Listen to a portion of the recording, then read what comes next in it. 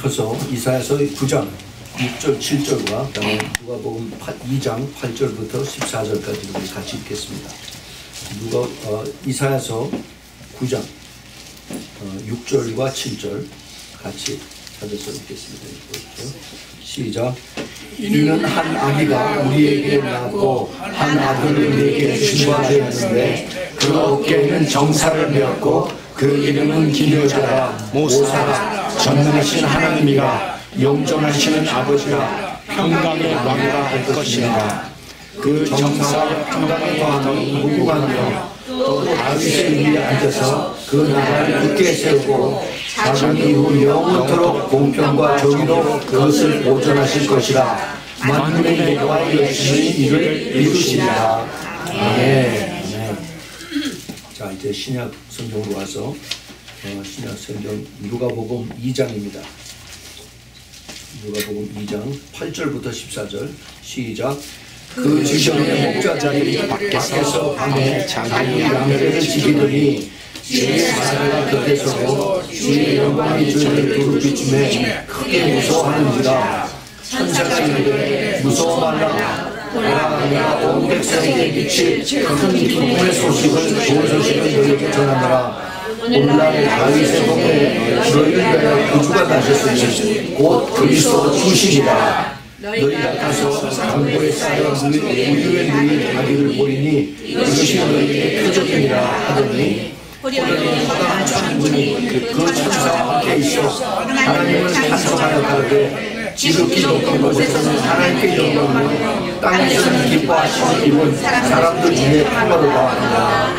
아멘. 잠깐 같이 기도하겠습니다.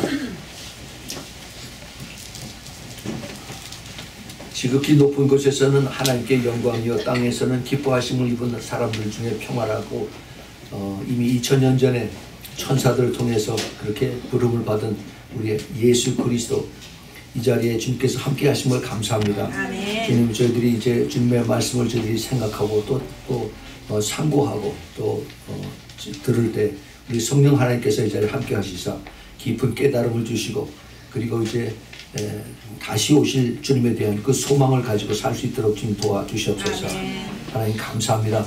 주님께서 살아계심을 저희들 심령 속에 깊이 깨닫게 해주셔서 저희들 더욱더 열심히 주님을 바라보고 의지하고 순종하고 살아가는 그런 믿음의 성도들이 모두 될 수 있도록 좀 축복하여 주시옵소서. 아멘. 이 말씀을 방해하고 훔쳐가는 모든 악한 마귀들을 예수 그리스도로 다 쫓아주시고 아멘. 오직 성령의 충만함으로 채워주시사 주님과 같이 끝까지 동행하는 삶을 사는 우리 복된 주님의 사랑하는 신부들이 될 수 있도록 크게 축복하여 주시옵소서. 아멘. 예수 그리스도로 간절히 기도합니다.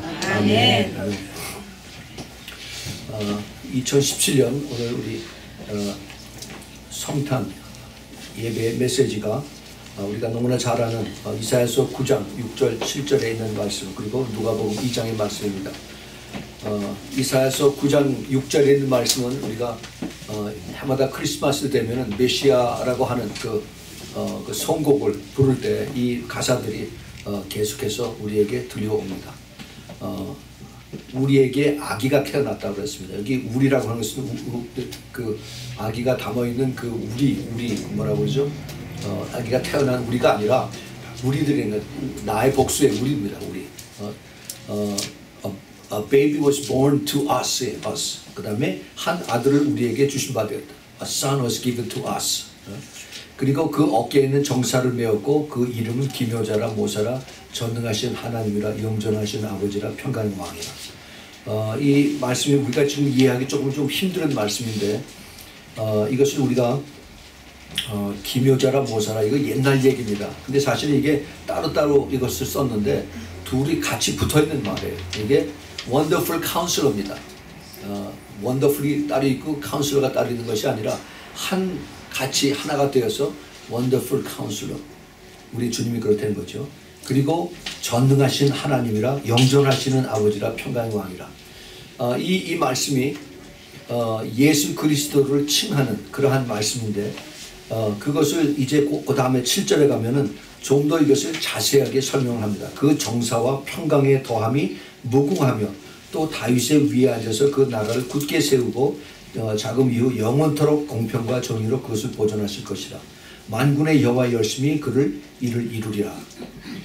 이 약속의 말씀을 주님께서 이것을 이사야 선지자를 통해서 이것을 말씀을 주셨습니다.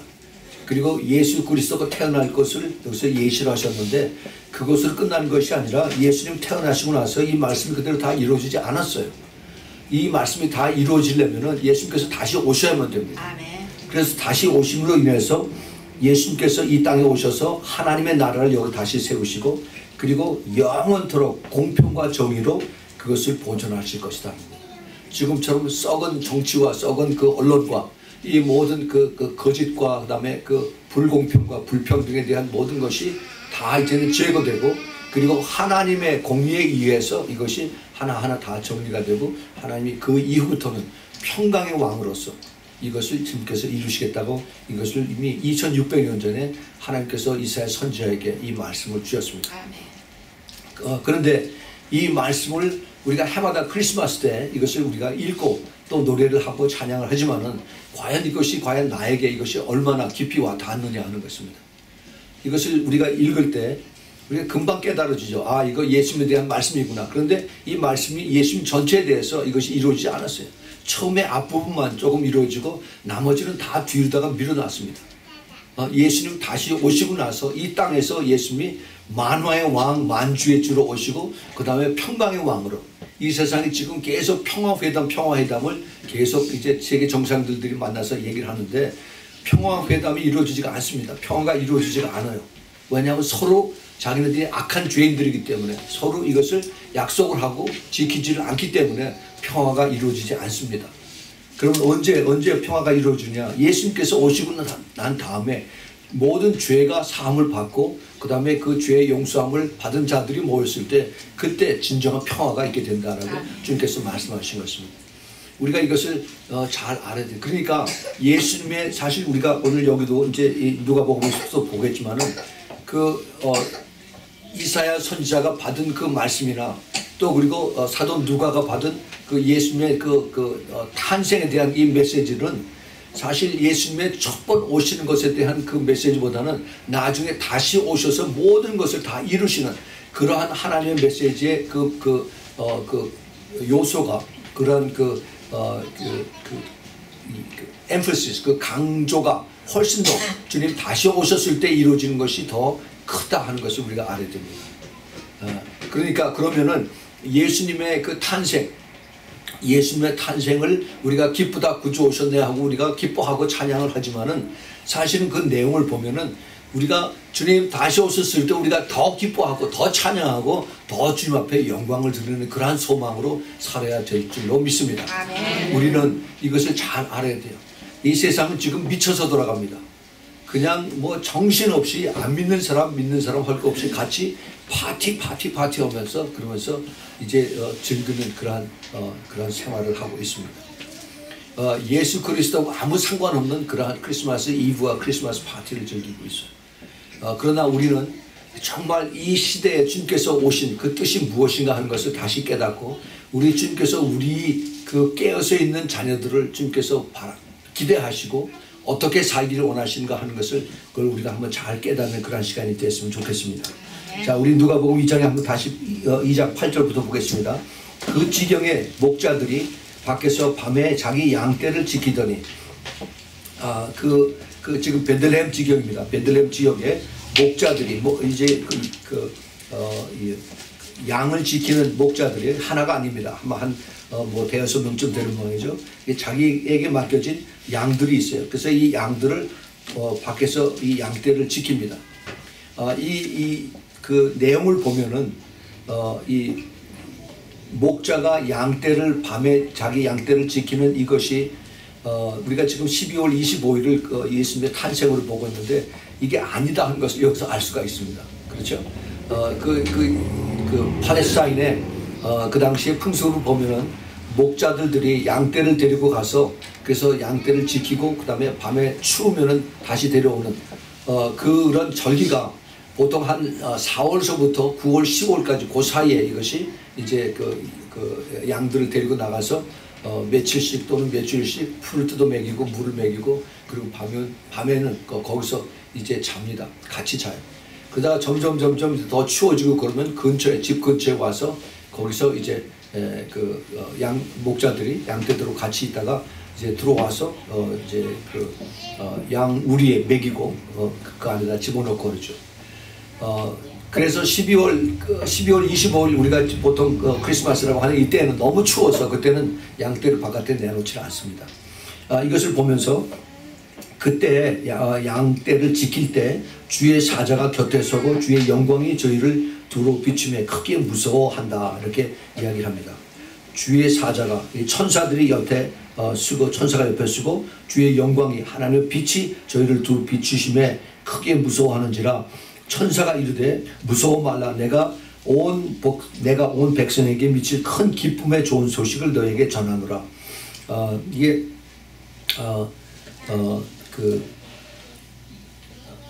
천사가 지금 그 목자들에게 뭐라고 얘기를 하냐면은 내가 너에게 기쁜 소식을 너에게 전한다 하는 얘기. 이게 미칠 큰 기쁨의 좋은 소식이라는 great good news of the great joy입니다. 더 쉽게 얘기하면 good news of a great joy. 그러니까 큰 기쁨의 아주 기쁜 좋은 소식을 그 목자들에게 내가 전하는데 이것이 누구에냐면은 너희 목자뿐만이 아니라 온 백성에게 이것이 해당이 된다는 그런 얘기입니다. 오늘날 다윗의 동네에 너희를 위하여 구주가 나셨으니 곧 그리스도 주시니라. 이게 지금 천사가 이제 그 목동들에게 한 얘기입니다. 구주, 세이비어가 태어나셨는데 그가 바로 그리스도 주시니라. The Christ the Lord. 예수 그리스도 바로 메시아 기름 부음 받은 자가 바로 주님이다라고 말씀하십니다. 너희가 가서 강보에 쌓여 구유에 누인 아기를 보이리니 이것이 너희에게 표적이라 하더니 호련히 허다한 천군이 그 천사와 함께 있어 하나님을 찬송하여 가로되 지극히 높은 곳에서는 하나님께 영광이요 땅에서는 기뻐하심을 입은 하나 사람들에게 평화로다 하니라.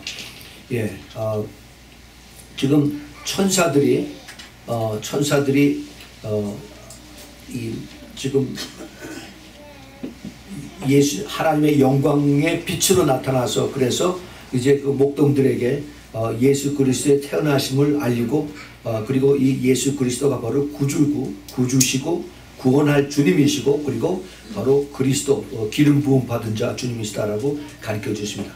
그리고 그때 이제 그 천사들이 이제 수많은 천군 천사들이 같이 모여서 하나님을 찬송하기를 뭐라고 얘기했냐면 높은 곳에 지극히 높은 곳에서는 하나님께 영광이요 땅에서는 기뻐하심을 입은 자들 중에 큰 평화로다 합니다. Peace among men with whom he is pleased. 하나님의 주님께서 기뻐하시는 자들 안에서만 주님께서 그들에게 평화를 주신다는 겁니다. 모든 사람들에게 주는 평화가 아니라 하나님이 기뻐하시는 자들 가운데에서 주님께서 평화를 주신다라고 말씀하세요. 메시아 예수님의 탄생과 약속이라고 하는 이 말씀을 통해서 오늘 우리가 지금 같이 좀 상고해 봐야 될 이런 말씀들이 있습니다. 사실 제가 지난주에도 세례 요한에 대한 그 탄생과 세례 요한의 하나님께서 그를 예수님보다 6개월 먼저 태어나게 하시면서 그를 통해서 이제 그 구세주 예수 그리스도를 증거하는 그러한 그 일을 하시기 위해서 하나님께서 세례 요한을 이 땅에 보내셨다고 말씀을 드렸습니다. 사실 세례 요한뿐만 아니라 구약 전체에 숨겨져 있는 많은 하나님의 그 예언의 말씀들이 예수 그리스도의 오심을 증거하는 그러한 그 말씀들로 채워져 있습니다. 성경학자들이 예수님의 오심을 증거하는 그 예언의 말씀들이 108가지가 있다라고 그래요. 구약 성경에. 그래서 그 108가지의 말씀들이 전부 다 예수님이 다시 오시는 첫 번 오시는 것에 대해서 이것을 증거하고 있습니다. 그 중에 하나가 뭐를 내가 생각을 해볼 수 있냐면은 창세기 49장에 야곱이 이제 죽으면서 자기 12아들 이스라엘의 12지파를 이제 만드는 12아들들을 예언하는 그러한 가운데에서 유다에 대한 그 예언을 할 때 이런 말을 한 것을 우리가 볼 수가 있습니다. 창세기 49장 10절에 홀이 유다를 떠나지 아니하며 7위자의 지팡이가 그 발 사이에서 떠나지 아니하시기를 실로가 오시기까지 미치리니 그에게 모든 백성이 복종하리로다 그랬습니다. 아멘. 굉장히 좀 어려운 얘기인데 이 홀이라고 하는 것이 홀이 뭐냐면은 영어로 하면 셉터라고 하는 거예요. 셉터. 이게 왕이 그 왕좌에 앉아서 왕권을 증명하기 위해서 조그만 이런 이런 지휘봉 같은 거예요.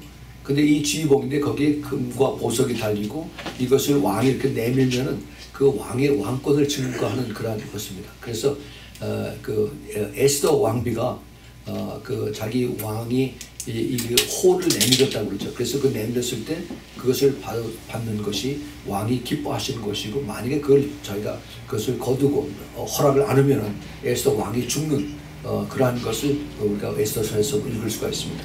바로 이것이 바로 왕권의 왕권. 예수 그리스도가 이 왕권을 가지고 유다 지파를 떠나지 아니하며, 그리고 7위자의 그 지팡이가 그 발 사이에 떠나지. 똑같은 얘기입니다. 거버너 모든 것을 컨트롤 하시는 하나님의 여호와의 하나님이 다시 떠나지 아니하시기를 실로가 오시기까지 하죠. 샤일로라고 하는데 예수님이 오실 때 태어나실 그때까지 미치지 아니하라. 그에게 모든 백성이 복종하리로다 그랬습니다.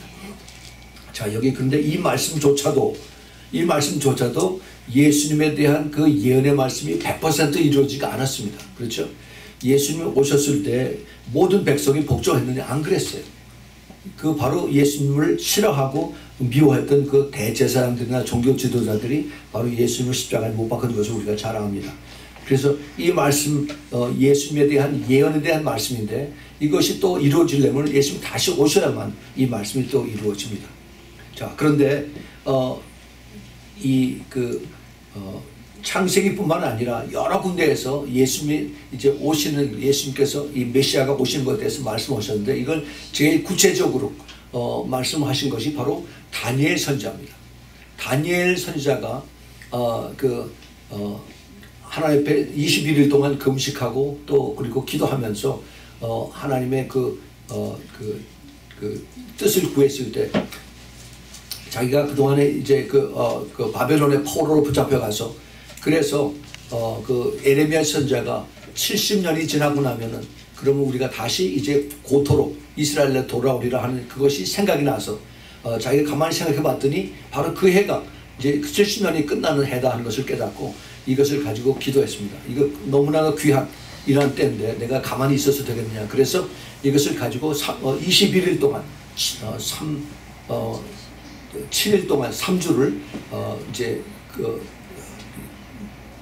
고기를 먹지 아니하고, 그리고 이제 음식을 단식하면서 그러면서 또 물을 마시고, 그 다음에 기름진을 먹지 아니하고, 그리고 이제 금식을 했더니 끝나고 나서 이제 가브리엘 천사가 내려와서 그 다니엘 선지자에게 이 구약 성경에서 가장 중요한 예언의 말씀을 이제 다니엘에게 한 것을 압니다. 그것이 다니엘서 9장 24절부터 27절에 있는 말씀입니다.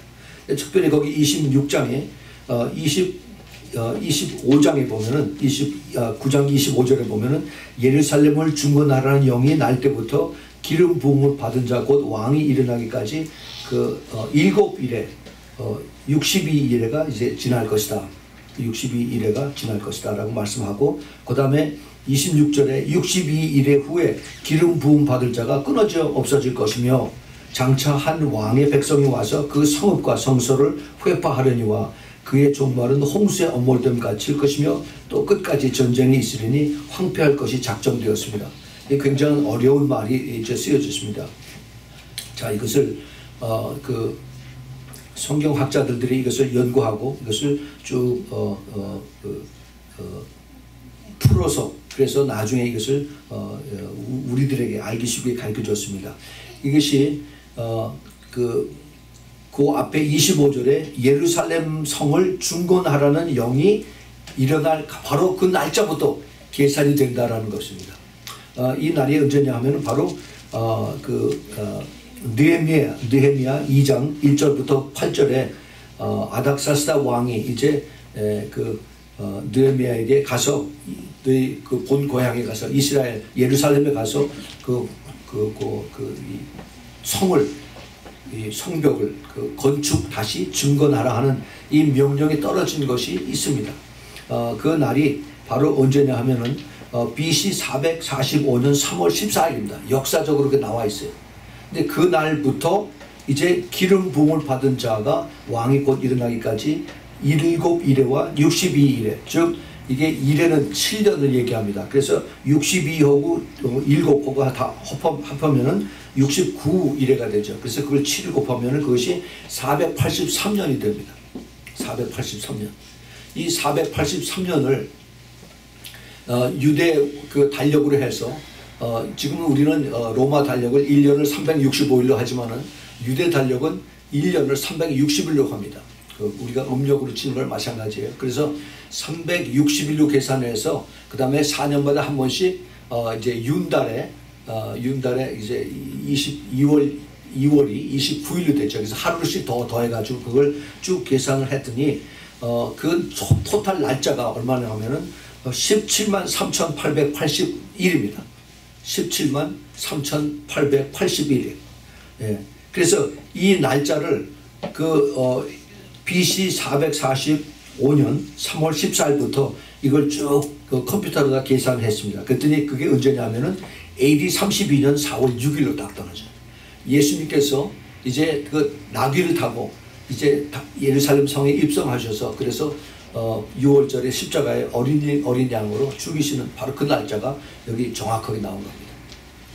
예수님이 이제 이 땅에 오셔서 이제 죽으실 날짜를 이제 오래전에 이미 가브리엘 천사가 다니엘 선자에게 이것을 가르쳐 주셨어요.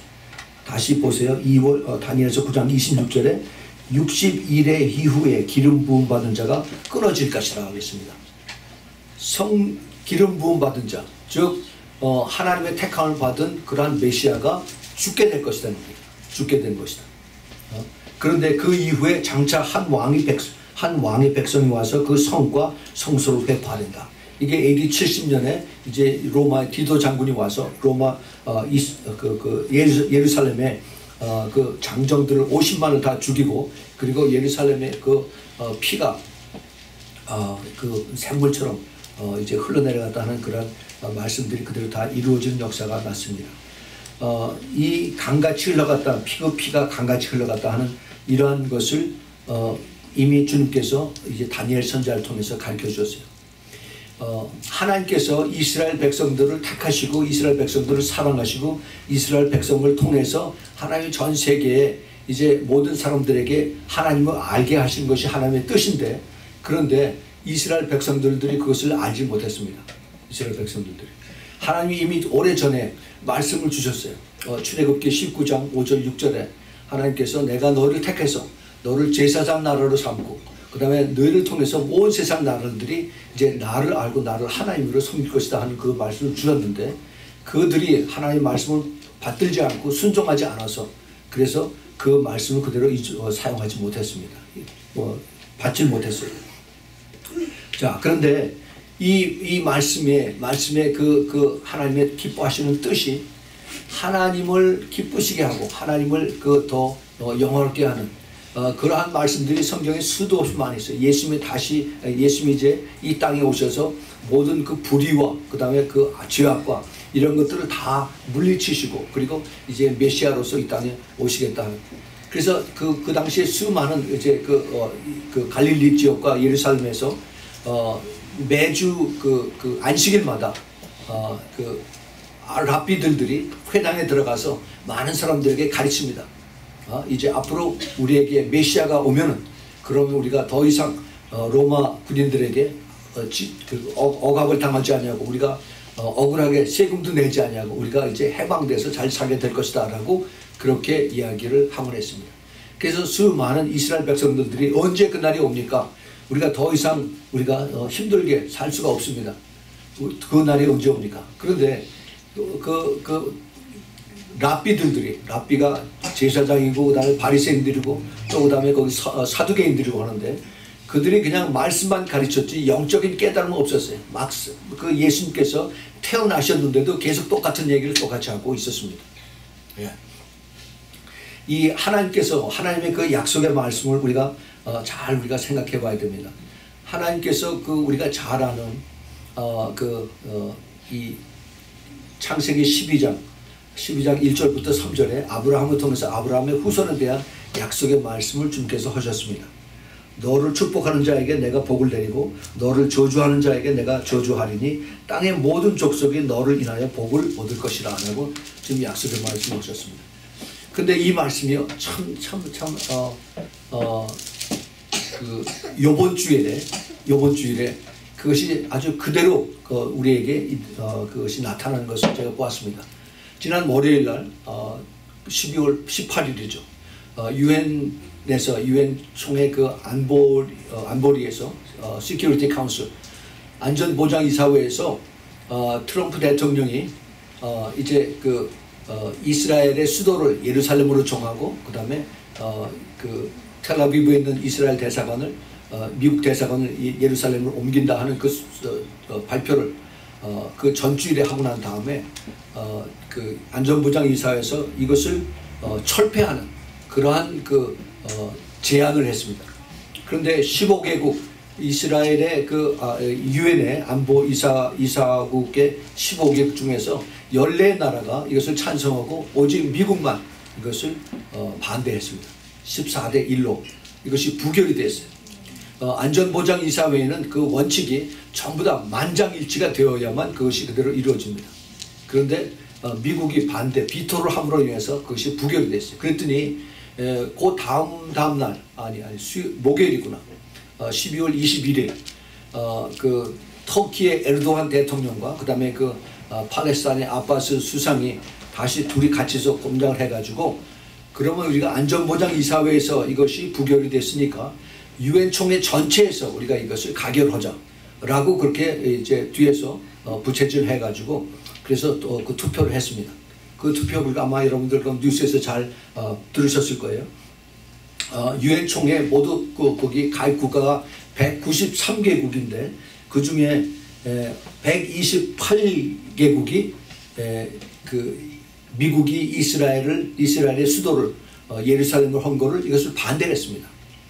그걸 반대를 하고 그리고 오직 미국이 이스라엘 수도를 예루살렘을 한 거를 그것을 찬성하는 나라가 9나라가 있었어요. 9나라.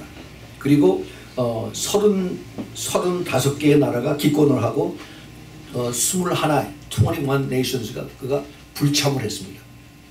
자, 그러니까 이것을 보면은 128대 9로 유엔 총회에서 전체가 이제 압도적으로 트럼프 대통령이 이스라엘의 수도를 예루살렘으로 세운다 하는 이것을 부결을 시켰어요. 근데 이것이 법적인 아무런 그 구속력은 없습니다. 전 세계 여론을 그렇게 지금 만들어 놓는 거죠. 그런데 어떤 법적인 구속력이 없다고 해서 그것이 그냥 그걸로 끝나느냐? 절대 그렇지 않아요. 저는 이것을 보면서 야, 여기에 하나님의 놀라운 비밀력이 있었구나. 그것이 바로 아까 제가 읽어드렸던 창세기 12장 3절에 있는 말씀입니다. 이스라엘에게 대한 하나님의 약속의 말씀이에요. 그것이 너를 축복하는 자에게 내가 축복을 내리고 이게 내가 누구예요? 여호와 하나님이십니다. 여호와 하나님이 축복을 내리시고 너를 저주하는 자에게 내가 저주한다라고 했어요. 그래서 땅의 모든 족속이 너를 인하여 복을 받거나 아니면 저주를 받거나 한다고 했어요. 그런데 여기 우리가 지난 며칠 전에 12월 21일 날 그 결과를 봤습니다. 땅의 모든 족속에 유엔에 가입한 193개국 중에서 128개국이 지금 저주를 받고 있는 거예요. 오직 9나라가 지금 축복을 받고 있는 그 길로 가고 있습니다. 놀라운 것을 하나님께서 지금 여기서 가르쳐주고 계십니다.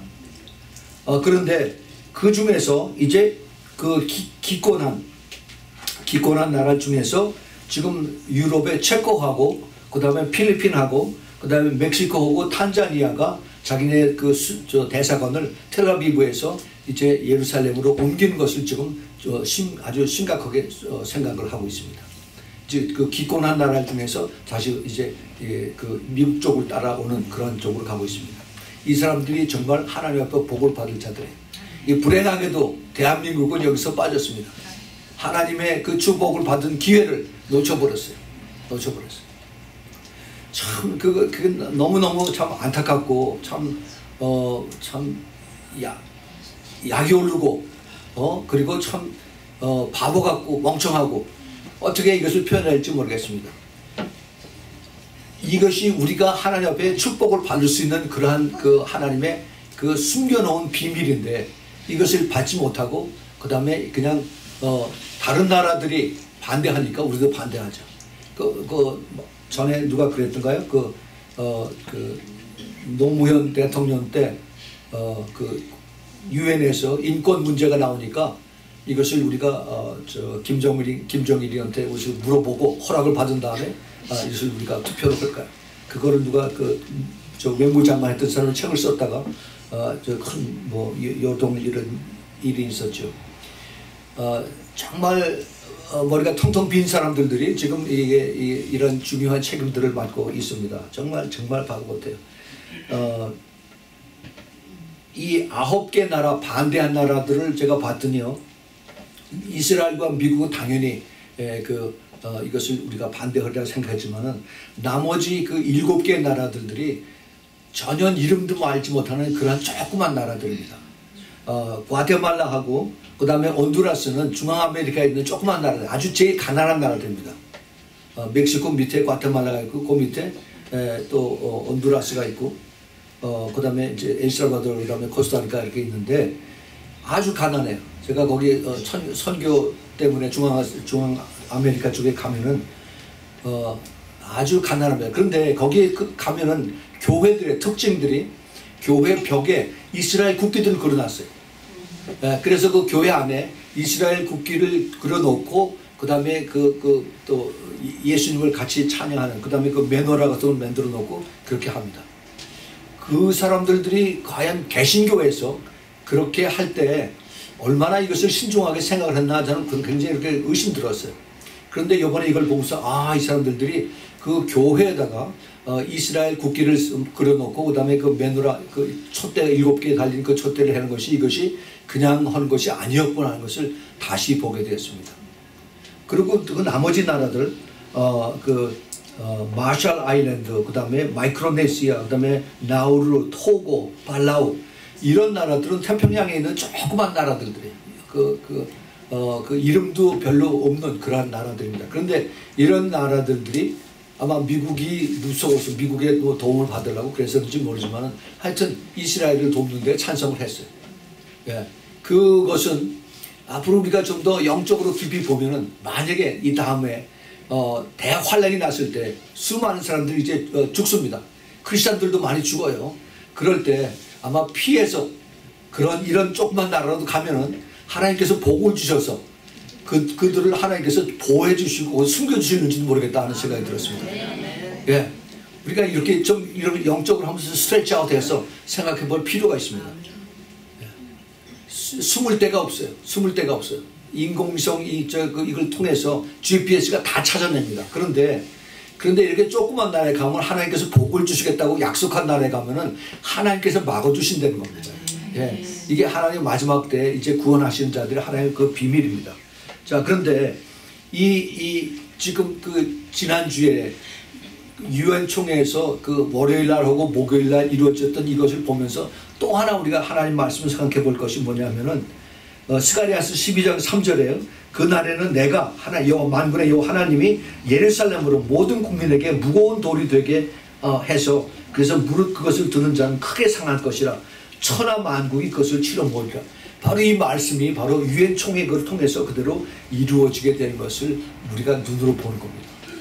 이거는요 그냥 우연히 지나가는 것이 아닙니다. 우리가 이것을 하나님의 말씀이 그대로 우리가 보는 이것을 통해서 이루어지는 것을 깨달아야 됩니다. 예. 이제 남은 것은 이들이 총칼 들고 그 다음에 그저 가서 예루살렘을 이제 공격하는 그것만 남았어요. 예. 그것이 이제 머지않아서 이루어질 것을 우리가 미리 눈앞을 바라보고 있어야 되는 것입니다. 그런데 한 가지 12월 21일 날 목요일 날 유엔에서 투표해서 제일 이것을 좋아하고 그 다음에 이것을 기뻐했어야 될 팔레스타인의 아바스 수상이 그 자리에 없었습니다. 유엔에 없었어요. 그럼 어디가 있었느냐? 여기 그 이스라엘 포스트, 그 제루살렘 포스트에 거기 그 기자가 이것을 추적을 했습니다.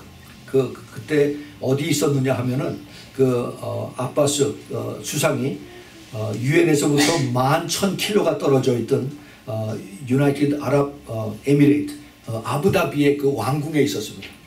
거기서 뭘 했느냐면은 그 아랍 에미레이트 왕궁의 그 크라운 프린스였던 셰이크 모하메드 빈 자예드라고 하는 이 사람에게 같이 회담을 하고 있었는데 이 사람이 아바스에게 뭐라고 얘기했냐면은 미국을 성나게 하지 말아라. 그리고 이 미국을 함부로 이렇게 반대했다가는 앞으로 우리가 너희들을 이 아랍 연방에서 팔레스타인을 돕는 것을 우리가 다시 생각을 해보겠다라고 굉장히 크게 명령했습니다. 또 하나 이제 아바스 팔레스타인 수상이 내가 조심해야 될 것은 지금 터키에 있는 터키의 타입 에르도안이라고 하는 그 대통령이 지금 아주 강력하게 나와서 소련의 푸틴 수상하고 그 다음에 이제 이란의 대통령하고 같이 예루살렘을 압박하고 그 다음에 이제 미국을 반대하는 것에 앞장서가 있는데, 근데 지금 팔레스타인의 아바스 수상이 터키 대통령하고 굉장히 가깝게 있거든요. 근데 그것을 손을 떼라고 얘기했습니다. 손을 떼고 그리고 미국을 이렇게 반대하는 그것을 앞으로 조심하라. 그리고 그것이 유나이티드 아랍 에미레이트 거기서뿐만이 아니라 그 전날에 어디를 갔었냐면은 사우디아라비아의 리야드 수도에 가서 거기에서 킹 살만이라고 하는 새로 된 사우디 킹 프린스 모하머드 빈 살만이라고 하는 이 왕한테 불려가서 그래서 똑같은 얘기를 이 팔레스타인의 아바스 수상이 거기 가서 얘기를 들었습니다. 미국에게 너무 그렇게 반대하지 말아라. 그리고 에르도안 터키 대통령의 같이 손을 잡는 걸 손을 끊어라 하는 얘기를 이제 들었습니다. 그래서 그날 유엔에서 투표 결과를 그걸 보지를 못한 것을 이제 이스라엘 예루살렘 포스트 기자가 이것을 추적해서 이것을 뉴스에 올렸습니다. 하나님이 택하신 나라가 이스라엘이고 하나님이 이스라엘을 통해서 온 세상을 하나님께서 이제 하나님을 알게 하시겠다라고 약속하신 나라가 바로 이스라엘입니다. 근데 우리가 예수 그리스도를 믿는 교회가 그거를 알지 못하고 그리고 이스라엘을 핍박하고 그리고 이스라엘을 교회가 바로 영적인 이스라엘이라고 가르치는 이렇게 잘못된 신학들을 가지고 하는 사람들에게 하나님께서 어떻게 하시는지 그걸 우리가 한번 깊이 생각을 해볼 필요가 있습니다. 우리 하나님은 말씀을 하셨으면 그대로 말씀대로 이루시는 하나님이십니다. 예, 우리 하나님을 정말 우리가 두렵고 그 다음에 하나님을 두렵게 생각하면 말씀도 두렵게 생각을 해야 되고 그리고 우리가 끝까지 말씀을 붙들고 따라가는 하는 그 이유가 하나님 말씀은 진리고 그 진리는 반드시 이루어진다는 것을 우리가 믿기 때문입니다. 그래요. 우리 주님께서 예수님에 대한 예언의 말씀들을 많이 하셨습니다. 그 중에 하나가 우리가 잘 아는 이사야서 61장 1절부터 3절에 있는 말씀입니다. 거기 보면은 주 여호와의 신이 내게 임하셨으니 이는 여호와께서 내게 기름을 부으사 가난한 자에게 아름다운 소식을 전하려니와 하심이라. 또 나를 보내사 마음이 상한 자를 고치며 포로된 자에게 자유를 갇힌 자에게 노임을 전하며 여호와의 은혜의 해와 우리 하나님의 신원의 날을 널리 전파하여 모든 슬픈 자를 위로하되 무릇 시온에서 슬퍼하는 자에게 화관을 지어 그 죄를 대신하여 휘락의 기름으로 그 슬픔을 대신하여 찬송의 옷으로 그 근심을 대신하여 그들의 의의 나무 곧 여호와의 심으신 바 그 영광을 나타낸 자라 일컬음을 얻게 하려 하심이라. 이 놀라운 하나님의 예수님께서 이 땅에 오셔서 해야 하실 일들을 이사야 선지자가 이사야 61장에서 그걸 쭉 받았습니다. 근데 이 말씀을 예수님께서 이 땅에 오시고 난 다음에 그대로 하셨어요. 누가복음 4장 17절서부터 21절에 보면은 예수님께서 이런 말씀하십니다. 누가 사도가 이렇게 썼어요. 선지자 이사야의 글을 드리거늘 책을 펴서 이렇게 기록한 데를 찾으시니 곧 주의 성령이 내게 임하셨으니 이는 가난한 자에게 복음을 전하게 하시려고 내게 기름을 부으시고 나를 보내서 포로된 자에게 자유를 눈먼 자에게 다시 보게 하심을 전파하여 눌린 자를 자유케 하고 주의 은혜의 해를 전파하게 하려 하심이라 하였더라. 책을 덮어 그 말을 그 맡은 자에게 주시고 앉으시니 회당에 있는 자들이 다 주목하여 보더라. 이에 예수께서 저에게 말씀하시되 이 글이 오늘날 너희에게 임하였느라 너희 귀에 임하였느니라 하십니다. 그런데요, 주님께서 이 말씀을 이 말씀이 오늘날 너희 귀에 응하였다 하시는 말씀을 자세히 보면은 그 1절 2절에 있는 말씀 중에서 다 완전히 이루어지지가 않았습니다. 여기도 주님께서 일부러 이것을 빼놓으셨어요. 마지막 때 주님이 다시 오셔야만 이루어질 말씀들을 주님께서 일부러 빼놓으신 것을 그 2절 하반부부터 그 다음에 3절에 있는 것을 우리가 볼 수가 있습니다. 그래서 우리가 예수님에 대한 그 108가지의 그 예언의 말씀을 우리가 하나하나 다 찾아볼 수는 없지만은 우리 주님께서 이 예언의 말씀을 주실 때 우리는 내가 이것을 깨달을 수 있는, 내가 내 눈앞에 보는 이것을 자꾸 생각을 하는데 우리 하나님은 우리의 그 시간의 공간에 제한을 받질 않아요. 우리 하나님은 하나님의 기뻐하시는 뜻을 따라서 그냥 말씀 그냥 던져주십니다. 그럼 이게 때가 되면 하나님의 말씀이 그대로 다 이루어지는 겁니다.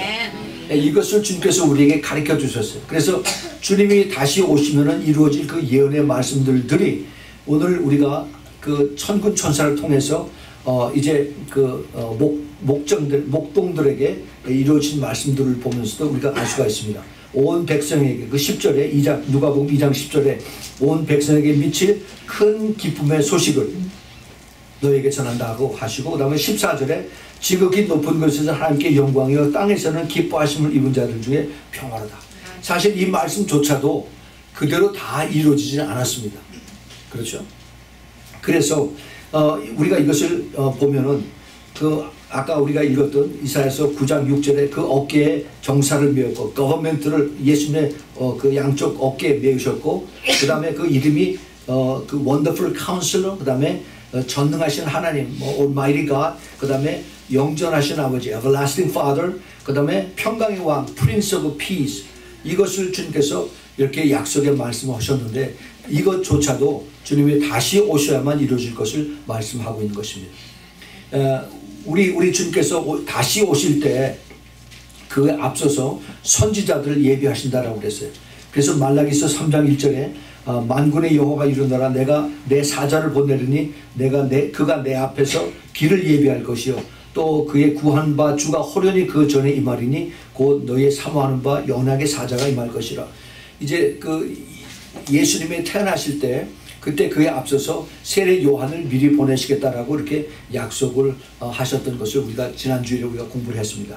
예수님께서 다시 오실 때 그때는 어떤 일이 일어났을까? 우리가 이것을 그것을 예수님의 첫 번 오셨을 때 그 예수님을 준비했던 그 모습들과 예수님이 다시 오실 때 그 예수님 다시 오시는 예수님을 준비하는 사람들의 그 모습의 패턴이 아주 비슷한 것을 우리가 찾을 수가 있습니다. 자, 우리 보세요. 그 예수님을 그 제일 먼저 준비하고 알리게 했던 것이 바로 세례 요한입니다. 그렇죠? 세례 요한의 특징이 뭐예요? 성령 충만이었습니다. 우리가 지난주에 우리가 그걸 공부했습니다. 한번 들어보세요. 그리고 그 성령 충만이 모태에서부터 성령 충만이고 그리고 나시린의 영을 받아서 그래서 늘 외톨뱅이처럼 그렇게 생활을 했습니다. 그 다음에 예수님의 초림을 또 이제 준비했었던 사람들이 바로 이방신을 섬기던 바로 그 박사들입니다. 성경은 박사라고 그랬죠. 근데 박사가 아니라 사실은 이 그 뷰를 보고 점치는 점성술 같은 거예요. 점성술. 이 사람들이 예수님의 왕으로 태어나심을 이미 벌써 오래전에 알았어요. 그래서 지금의 이라크 땅이죠. 이라크에서 낙타를 타고 수십 명이 이제 그 사막을 건너서 몇 달 전에 아마 거기서 떠났을 거라고 봅니다. 낮에는 더우니까 가만 쉬고 밤에 이제 별이 움직이는 걸 따라서 계속 밤에 움직이는 그런 사람들이었습니다. 그것을 우리가 마태복음 2장에서 우리가 볼 수가 있습니다. 그리고 이제 또 누가 이제 예수님의 초림을 나타냈냐면 우리가 오늘 읽었던 그 베들레헴의 목자들에게 그 천사들이 나타나서 그리고 예수님의 초림을 증거했습니다. 자, 또 누가 있습니까? 예수님의 초림을 증거했어요. 누가 있어요? 시몬 말나? 맞습니다. 예, 예수님이 태어나시고 나서 그 레위기에 그 율례를 보면은 아들을 낳으면은 7일을 이제 정결케 해야 되고 그 다음에 33일을 이제 그 결례를 지킨다고 했어요. 그래서 토탈 40일입니다.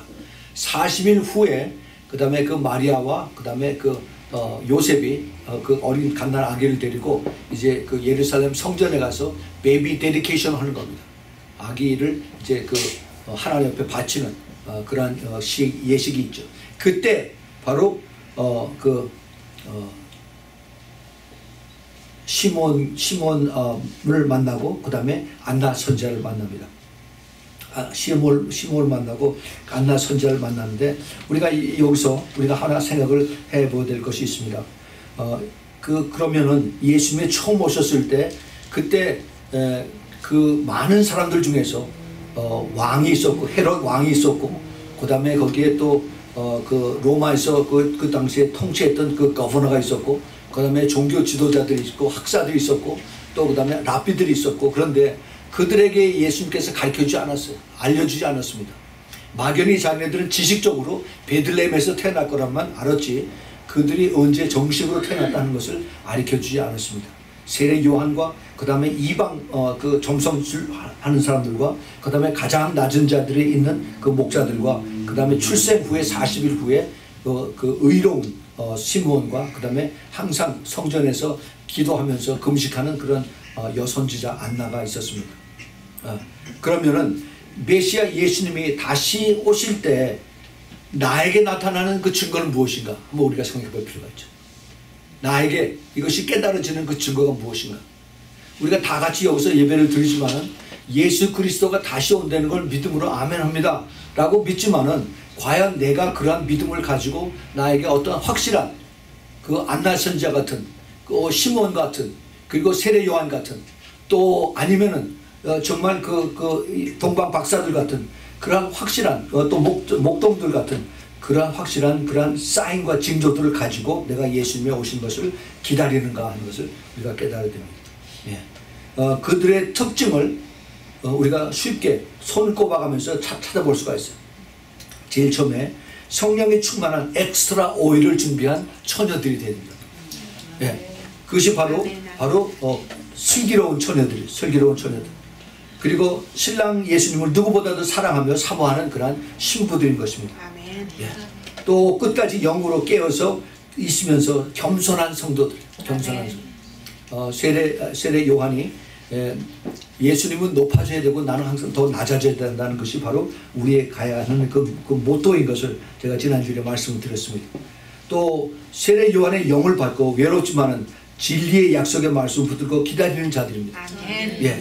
또 자신과의 싸움에서 이기는 성숙한 성도들. 예.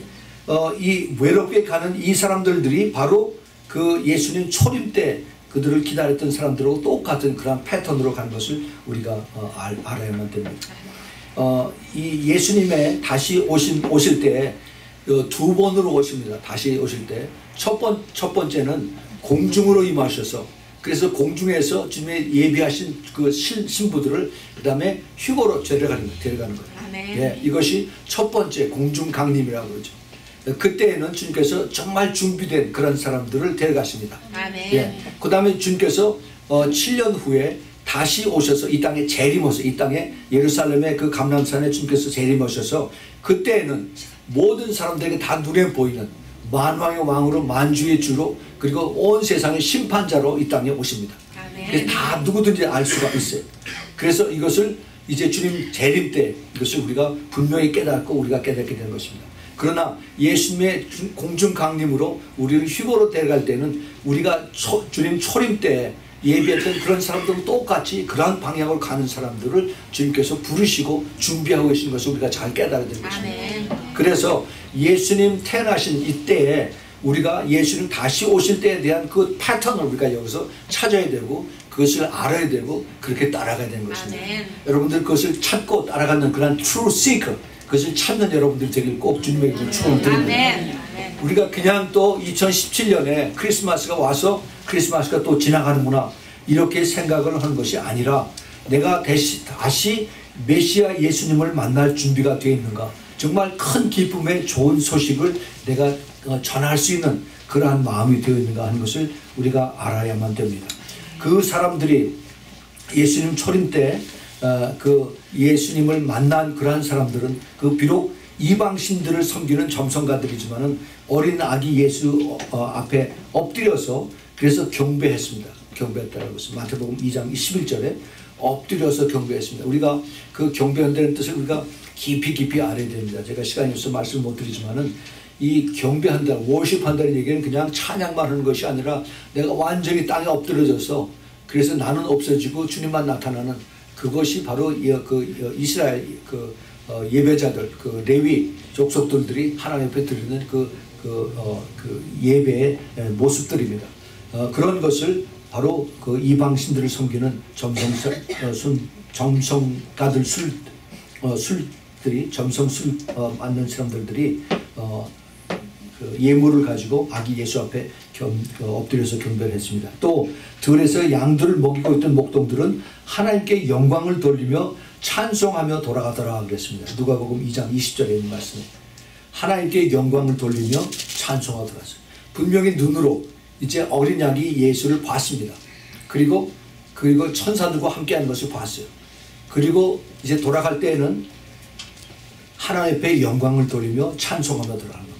자, 우리가 예수 그리스도의 다시 오심을 우리가 믿고 다시 오심을 깨닫고 그 다음에 그러한 사인들을 우리가 보면서 삽니다. 그러면은 그것을 끝나느냐? 그게 아니죠. 우리가 하나님 앞에 영광을 돌리고 딴 사람들은 모르는데 하나님께서 나에게 그걸 가르쳐 줬으면 하나님 감사합니다. 하나님께 영광을 돌리고 주님 앞에 찬양하는 그러한 여러분들 되길 꼭 부탁을 드립니다. 아멘. 예, 주님께서 우리 그 마지막 때에 기다리는 자의 모습을 우리에게 아주 자세하게 가르쳐 주십니다. 그 시몬의 모습은 누가복음 2장 29절부터 32절에 시몬이 아기를 안고 하나님을 찬송하여 가로되 주제여 이제는 말씀하신 대로 종을 평안히 놓아주신도다. 내 눈이 주의 구원을 보았사오니 이는 만민 앞에 예비하신 것이요 이방을 비추는 빛이요 주의 백성이 이스라엘의 영광이니이다. 그 하나님 앞에 내가 이제 주님 메시아 오시는 것을 보면은 내가 죽어도 여한이 없겠습니다라고 그렇게 약속을 했는데 내가 이제 메시아를 갓난아기를 봤으니 주님 이제 나를 데려가 주세요 하고 이렇게 하나님 앞에 고백을 하는 이 그 의로운 시몬의 고백을 들을 수가 있습니다. 또 이제 그 안나 선지자 과부된 지 84년에 참 대단한 그 믿음의 여선지자입니다. 이 사람이 성전을 떠나지 아니하고 주야로 금식하며 기도함으로 섬기더니 38절에 마침 이때에 나와서 하나님께 감사하고 예루살렘의 구원됨을 바라는 모든 사람들에게 이 악에 대해서 말하니라. 예, 이 시므온이나 이 안나 선지자는 하나님을 감사하고 찬양하고 그리고 모든 사람들에게 이제 이 아기가 바로 메시아 기름 부음을 받은 자라고 이렇게 말씀을 전했습니다. 예, 우리는 이제 다시 오실 예수 그리스도를 경배하면서 감사하면서 찬양하면서 우리가 영광을 돌리는 그러한 삶이 우리에게 이것이 이제 준비하는 그런 단계로 나가야 됩니다. 아멘. 우리는 정말 이제는 우리의 삶이 이제는 그 시대 이 변화가 이제 내년에 더 빨리 변합니다. 그리고 이제 정말 내년 12월 25일 우리가 다시 여기서 크리스마스 예배를 드리는데 그것도 사실은 확실히 모르는 그러한 때에 우리가 살고 있어요. 이것이 겁주려고 하는 것이 아니라 지금 시대적으로 영적으로 우리가 그런 때에 살고 있다는 것을 여러분들에게 다시 리마인드를 드리는 겁니다. 세상 사람들은 계속해서 술에 취하고 마약에 취하고 그 다음에 세상 향락에 취해서 그래서 갑니다. 그러나 우리가 그들을 따라갈 것이 아니라 우리는 그들에게 자다가 깨어라라고 해서 우리가 선포를 해야 되고 그리고 우리는 정말 그들에게 예수 그리스도의 다시 오심에 대한 것이 두려움이 아니라 새로운 소망이고 그리고 우리가 더 주님 앞에 이제 더 마지막을 준비해서 주님 앞에 섰을 때 내가 어떠한 모습으로 쓸 것인가 하는 것을 잘 깨닫고 그리고 주님 앞에 책망받는, 악하고 게으른 종이다 하고 책망받는 것이 아니라 너가 정말 착하고 충성된 종이구나 하는 그런 칭찬받는 우리 모두가 되길 꼭 부탁을 드립니다. 같이 기도합시다. 하나님 아버지, 오늘 저들에게 주님께서 이제 2000년 전에 태어나신 예수님의 그 초림을 저희들이 보면서 다시 오실 예수 그리스도의 그 모습을 다시 저희들 마음속에서, 저희들 삶 속에서 찾아보았습니다. 우리 한 사람 한 사람이 정말 주님 보시기에 그 합당한 준비된 그러한 삶을 살고 있는지 주님께서, 성령께서 가르쳐 주셔서 우리 모두가 주님 앞에 섰을 때 모두 다 칭찬받도록 좀 축복하여 주시옵소서. 우리 성령 하나님께서 우리 한 사람 한 사람 깊은 잠에서 일으켜 주시고 깨워 주셔서 끝까지 이제 하나님을 더욱더 사랑하고 섬기고 순종하면서 예수 그리스도의 다시 오실 때 보라 신랑이로다 하는 그 소리를 듣고 먼저 나가서 주님을 예비하는 그러한 주님의 사랑받는 그러한 우리 모두 되도록 좀 꼭 축복하여 주시옵소서.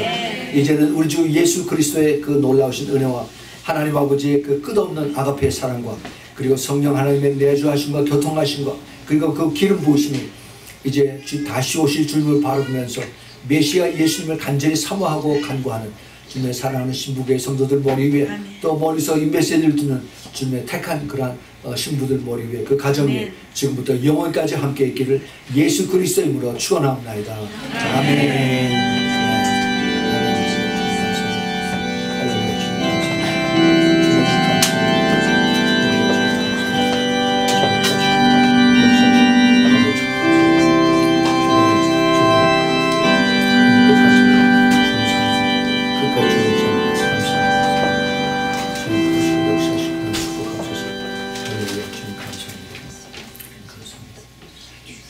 할렐루야.